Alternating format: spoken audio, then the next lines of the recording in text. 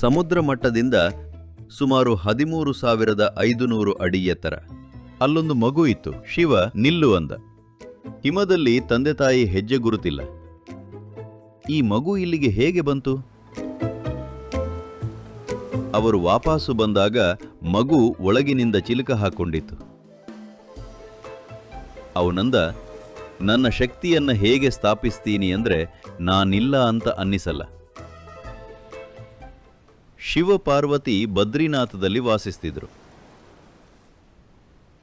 ಅಲ್ಲಿ ಬಿಸಿ ನೀರಿನ ಬುಗ್ಗೆ ಇದ್ದಿದ್ರಿಂದ ಅಲ್ಲಿಗೆ ಬಂದು ಒಂದು ಸಣ್ಣ ಕುಟೀರದಲ್ಲಿ ನೆಲೆಸಿದ್ರು. ಸಮುದ್ರ ಮಟ್ಟದಿಂದ ಸುಮಾರು 13,500 ಅಡಿ ಎತ್ತರದ ಪ್ರದೇಶ. ಒಂದಿನ ಆ ಬಿಸಿ ನೀರಿನ ಬುಗ್ಗೆಯ ಬಳಿ ಸ್ನಾನಕ್ಕೆ ಅಂತ ಹೋದರು. ವಾಪಸ್ಸು ಬಂದಾಗ ಅವರ ಮನೆ ಬಾಗಿಲ ಹತ್ರ ಒಂದು ಪುಟ್ಟ ಶಿಶು ಇತ್ತು. ಮುದ್ದಾದ ಒಂದು ಶಿಶು. ಪಾರ್ವತಿಗೆ ಯಾವಾಗಲೂ ಇದೊಂದು ಕೊರಗು ಇತ್ತು. ತನಗೆ ಮಕ್ಕಳಿಲ್ಲ ಮತ್ತು ಯಾವತ್ತೂ ಆಗೋದಿಲ್ಲ ಅನ್ನೋದು. ಯಾಕಂದ್ರೆ ಶಿವನಿಗೆ ಮಾನವ ಮಗುವಿಗೆ ಜನ್ಮ ನೀಡೋದು ಸಾಧ್ಯ ಇರಲಿಲ್ಲ. ಅವಳು ಮಾನವ ಸ್ತ್ರೀ. ಅವನಲ್ಲೇ ನಿತ್ತೋ ಅದನ್ನು ಗರ್ಭಧರಿಸೋಕಾಗ್ತಿರಲಿಲ್ಲ. ಹಾಗಾಗಿ ಮಕ್ಕಳಾಗಿರಲಿಲ್ಲ. ಈ ಹಂಬಲದಲ್ಲೇ ಅವಳು ಗಣಪತಿಯನ್ನು ಸೃಷ್ಟಿಸಿದಳು. ಈ ಹಂಬಲದಿಂದಲೇ ಅವಳು ಕಾರ್ತಿಕೇಯನದು ಏನು ಉಳಿದಿತ್ತೋ ಅದನ್ನು ಕಾಪಾಡಿಕೊಳ್ಳೋಕೆ ನೋಡಿದಳು. 6 ಮಕ್ಕಳಲ್ಲಿ ಏನು ಉಳಿದಿತ್ತೋ ಅದರಿಂದ ಕಾರ್ತಿಕೇಯನನ್ನ ಮಾಡಿದಳು. ಈಗ ತನ್ನ ಮನೆ ಎದುರು ಈ ಮುದ್ದಾದ ಮಗುವನ್ನು ನೋಡಿದಾಗ ಅವಳ ಮಾತೃತ್ವ ಉಕ್ಕಿ ಹರಿಯಿತು. ಮಗುವನ್ನ ಎತ್ಕೊಳ್ಳೋಕೆ ಹೋದಳು. ಶಿವ ನಿಲ್ಲು, ಆ ಮಗುವನ್ನ ಮುಟ್ಬೇಡ ಅಂದ. ಸುಮಾರು 14,000 ಅಡಿ ಎತ್ತರದಲ್ಲಿ ಒಂದು ಮಗು ಕಾಣಿಸ್ಕೊಂಡಿದೆ. ಸುತ್ತ ಯಾರೂ ಇಲ್ಲ. ಅದೊಂದೇ ಇದೆ ಅಂದ್ರೆ ಈ ಮಗು ಸರಿ ಇಲ್ಲ. ಅದನ್ನ ಮುಟ್ಬೇಡ ಅಂದ. ಪಾರ್ವತಿ, ಎಷ್ಟು ಮುದ್ದಾದ ಮಗು ಇದು, ಯಾಕೆ ಹಾಗೆ ಹೇಳ್ತೀರಿ ಎಂದು ಅದನ್ನ ಎತ್ಕೊಂಡು ಮುದ್ದಾಡಿದ್ಲು.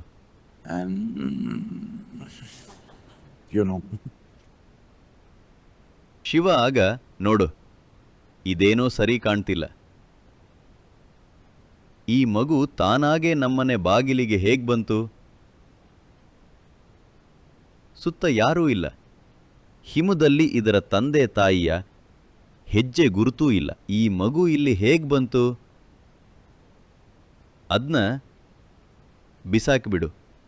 ಈ ಮಗುನ ನಾವು ಮುಟ್ಟಬಾರದು ಅಂದ. ಅವಳು ಮಾತೃಪ್ರೇಮದಲ್ಲಿ ಮುಳುಗಿ ಹೋಗಿದ್ಲು. ಅದೆಲ್ಲ ಆಗಲ್ಲ ಅಂದು ಮಗುನ ಒಳಗೆ ಕರ್ಕೊಂಡು ಹೋದಳು. 24 ಗಂಟೆ ಅದನ್ನ ಪೂರ್ತಿ ಮುದ್ದಾಡಿದಳು.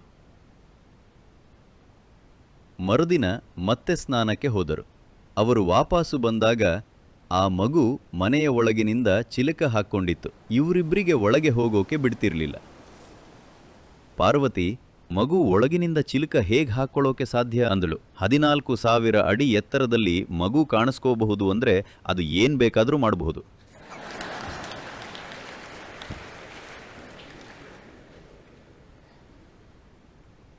ಆಗ ಶಿವ, ನಾವು ಈ ಜಾಗನ ಬಿಟ್ಟು ಹೋಗಬೇಕು ಅಂದ. ಅವನು ಒಳಗೆ ಸೇರ್ಕೊಂಡಿದ್ದಾನೆ, ನಾವು ಬೇರೆ ಕಡೆ ಹೋಗೋಣ ಅಂದ. ಆದರೆ ಇದು ನಮ್ಮನೆ ಅಂದಳು ಪಾರ್ವತಿ. ಇವೆಲ್ಲಾನೂ ಹೀಗೆ. ಇವತ್ತು ನಮ್ಮನೆ ಆಗಿರತ್ತೆ. ತಪ್ಪಾದ ಜನರನ್ನ ಒಳಗೆ ಬಿಟ್ಕೊಂಡ್ರೆ ಅದು ನಮ್ದಾಗಿರಲ್ಲ ಅಂದ. ಅವರು ಅಲ್ಲಿಂದ ಕಾಂತಿ ಸರೋವರಕ್ಕೆ ಹೋದರು. 12,700 ಅಡಿ ಎತ್ತರ. ಅವನಿಗೆ ತನ್ನ ಮನೆಯ ಬಗ್ಗೆ ಮೋಹ ಇರಲಿಲ್ಲ. ಆ ಮನೆ ಒಳಗೆ ಸೇರ್ಕೊಂಡಿದ್ದ ಮಗು ವಿಷ್ಣು ಆಗಿದ್ದ. ಅವನು ಅನ್ಕೊಂಡ, ಇವನಂಥ ವಿರಕ್ತ ಯೋಗಿಗೆ ಇಲ್ಲಾದ್ರೇನು ಅಲ್ಲಾದ್ರೇನು, ಶಿವನಿಗೆ ಎಲ್ಲ ಒಂದೇ. ಆದರೆ ನನಗೆ ಮುಖ್ಯ ಆಗತ್ತೆ, ನನಗೆ ಇಲ್ಲಿ ಇರಬೇಕು. ಶಿವನಿಗೆ ಗೊತ್ತಿತ್ತು. ಅದಕ್ಕೆ ಬೇರೆ ಕಡೆ ಹೋಗೋಣ ಅಂದ. ಅವನು ಕೇದಾರಕ್ಕೆ ಹತ್ತಿರ ಇದ್ದ ಕಾಂತಿ ಸರೋವರಕ್ಕೆ ಹೋದ. ಅವನ ಜೊತೆ ಇದ್ದಿದ್ದ ಯೋಗಿಗಳು ಕೇದಾರದಲ್ಲಿ ನೆಲೆಸಿದ್ರು. ಅವರು ಯಾವಾಗಲೂ ಅಲ್ಲಿಂದ ಕಾಂತಿ ಸರೋವರಕ್ಕೆ ಬರಬೇಕಾಗಿದ್ದರಿಂದ ಶಿವ ಹೇಳಿದ, ನನ್ನ ಶಕ್ತಿಯನ್ನ ಹೇಗೆ ಸ್ಥಾಪಿಸ್ತೀನಂದ್ರೆ ನಿಮಗೆ ಅಲ್ಲಿ ನಾನಿಲ್ಲ ಅಂತ ಅನಿಸಲ್ಲ. ಆ ರೀತಿಯೇ ನೆಲೆಗೊಳಿಸಿದ. ಇವತ್ತಿಗೂ ಸಹ ಕೇದಾರ ಶಬ್ದ ಮತ್ತು ರೂಪಗಳ ನಡುವಿನ ಸಾಮರಸ್ಯದ ನಿಟ್ಟಿನಲ್ಲಿ ಕೇದಾರ ಶಿವ ಅನ್ನೋ ಶಬ್ದಕ್ಕೆ ಅತಿ ಹತ್ತಿರವಾದ್ದು.